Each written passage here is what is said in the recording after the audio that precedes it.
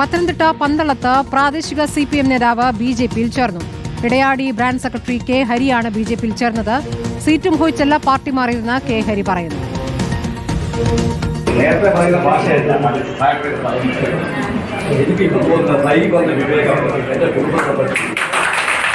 Branch secretary ആയിട്ടുള്ള നിരവധി പാർട്ടിക്ക് വേണ്ടി കഷ്ടപ്പാട് സഹിച്ച് ഇപ്പോൾ എനിക്ക് മനസ്സിലായി ആ പാർട്ടി സമ്പത്തിൻ്റെയും വർഗീയതയും ഇല്ല.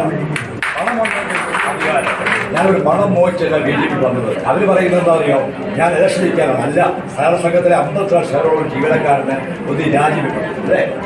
അത് റിസൈൻ ചെയ്യണം, അതേ അവധി ഉണ്ടാകും. അങ്ങനെ മോഹമില്ല. പക്ഷേ ആ വാർഡിൽ പണം മോഹിച്ച് പാർട്ടി വന്നു, പണം കൊണ്ട് ഹൈജാക്ക് ചെയ്തു. നിങ്ങളൊരു സ്ത്രീ എടുത്തു, പണം പുറത്താക്കി. ഇപ്പോഴും ഹൈജാക്ക് പോകുന്നത്. പ്രവീൺ പുരുഷോത്തമ വിവരങ്ങളുമായി. പ്രവീൺ, ബ്രാഞ്ച് സെക്രട്ടറിയാണ് ഇപ്പോൾ BJP-യിൽ ചേർന്നിരിക്കുന്നത്.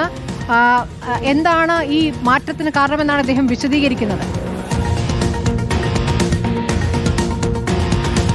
സ്മൃതി, CPIM പന്തളം ഇടയാടി ബ്രാഞ്ച് സെക്രട്ടറി ഹരിയാണ് ഇപ്പോൾ BJP-യിൽ ചേർന്നിരിക്കുന്നത്. മുതിർന്ന BJP നേതാക്കളുടെ സാന്നിധ്യത്തിലായിരുന്നു അദ്ദേഹം BJP-യിലേക്ക് ചേർന്നത്.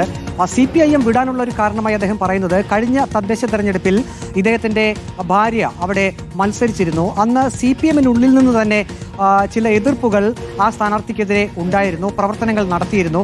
പക്ഷേ ഇപ്രാവശ്യം തദ്ദേശ തെരഞ്ഞെടുപ്പിൽ അന്ന് CPM-നുള്ളിൽ നിന്ന് തന്നെ എതിർപ്പ് ഉയർത്തിയ ആളുകൾക്ക് ഇപ്രാവശ്യം CPM നേതൃത്വം സീറ്റ് കൊടുത്തു എന്നാണ് ഇദ്ദേഹം ആരോപിക്കുന്നത്. അതിൽ പ്രതിഷേധിച്ചുകൊണ്ടാണ് ഇപ്പോൾ CPIM വിട്ട് BJP-യിലേക്ക് താൻ ചേർന്നതെന്നും പറയുന്നു.